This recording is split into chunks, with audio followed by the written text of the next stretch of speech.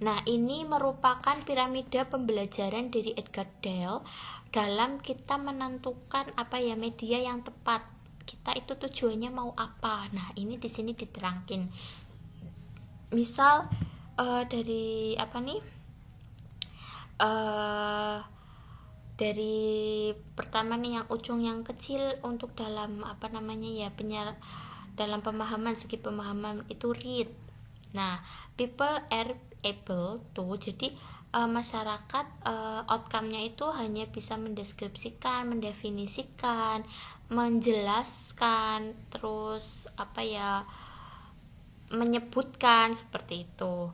Read dan hear. Jadi kayak mendengar dan membaca itu outcome dari sasaran hanya bisa mendefinisikan, mendeskripsikan, menggambarkan, maksudnya menyebutkan dan menjelaskan. Lalu jika kita yang ketiga nih dari yang view image, watch video, lalu memberikan situs-situs, memberikan memberikan demonstrasi seperti tadi demo, maka masyarakat akan outcome-nya itu bisa mengaplikasikan dan mempraktekkan seperti itu. Nah, yang paling bagus memang do real thing, mempresentasikan, menstimulasi model, ada role play-nya seperti itu, ada desain collaborative listen seperti itu, atau participate in hands-on workshop. Jadi sasarannya akan bisa menganalisis, juga membuat, mengevaluasi seperti itu. Ini kira-kira piramida pembelajaran Edgar Dale. Nah, lalu apa sih fungsi dari alat bantu? Jadi ada beberapa fungsi dari alat bantu dalam membantu kita untuk penyuluhan gitu kan. Jelas, yang pertama yaitu dapat menimbulkan minat dari sasaran. Jika ada alat bantu, maka si responden atau sasaran itu akan lebih tertarik seperti itu. Lalu juga karena lebih tertarik, otomatis banyak sasaran yang ikut berpartisipasi, jadi akan lebih banyak sasaran, mencapai sasaran yang lebih banyak gitulah. Lalu juga dengan adanya media alat bantu tersebut, maka akan mempermudah pemahaman dari responden atau sasarannya tersebut. Juga setelah misalkan orang tersebut sudah paham, maka dia akan mempunyai inisiatif untuk meneruskan informasi tersebut kepada orang lain gitu kan, karena dia udah paham, oh ternyata seperti ini ya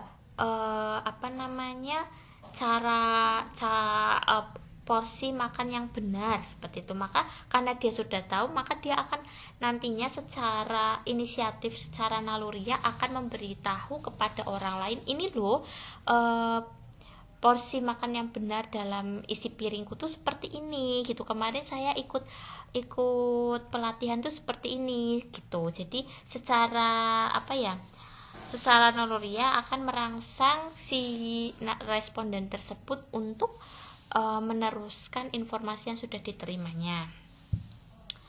Lalu juga karena dia sudah tahu, maka dia akan lebih ingin menggali lagi pengetahuan, mendalami lagi yang baru saja dia dapatkan informasi tersebut. Jadi ada beberapa fungsi ya tadi ya. Yang pertama bisa menimbulkan minat atau ketertarikan dari sasaran untuk mengikuti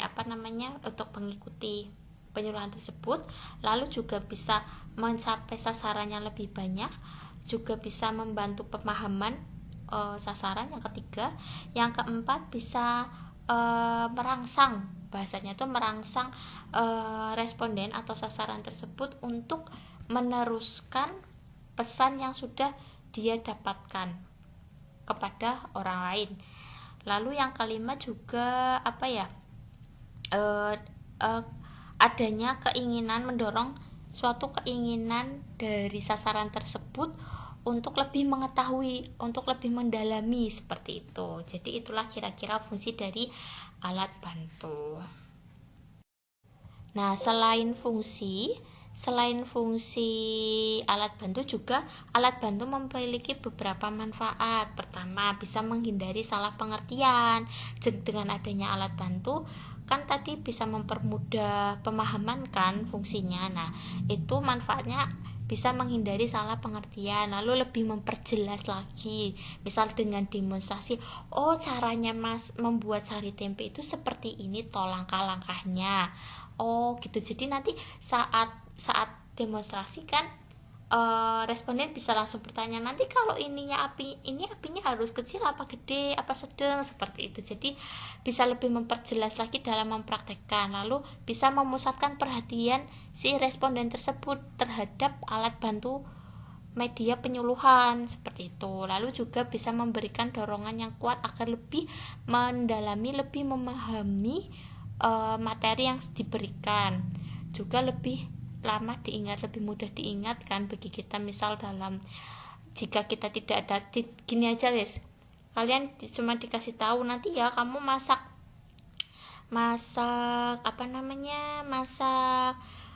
opor tuh pertama dengan bumbunya ada kunyit, ada bawang merah, bawang putih, ini gini, tapi nggak ada tulisan, nggak ada apa, cuman hanya omongan, maka akan lebih mudah lupa kan.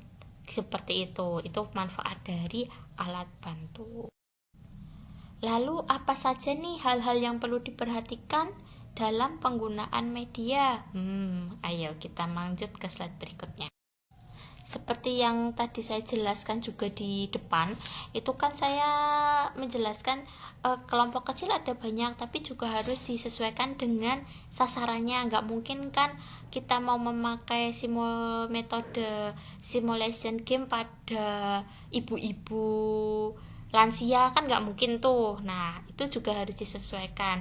Nah, ini merupakan hal-hal yang perlu diperhatikan dalam penggunaan media. Pertama, kategori umur seperti yang baru saya jelaskan, pekerjaannya, pendidikannya. Tadi misalkan anak SD, kita kasih metodenya udah diskusi kelompok aja, padahal dia masih kelas 1, ya nggak sesuai kayak gitu. Lalu bahasanya yang mudah dimengerti, jangan sampai misalkan kita sosialisasi penyuluhan kepada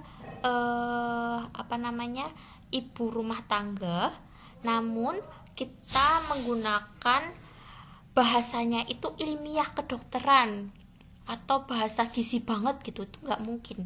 Kita harus menggunakan bahasa yang mudah dimengerti oleh sasaran. Lalu juga kita lihat adat istiadat dan kebiasaannya di sana. Setiap suku kan beda, misal suku Jawa beda dengan suku Batak atau suku Sunda, seperti itu.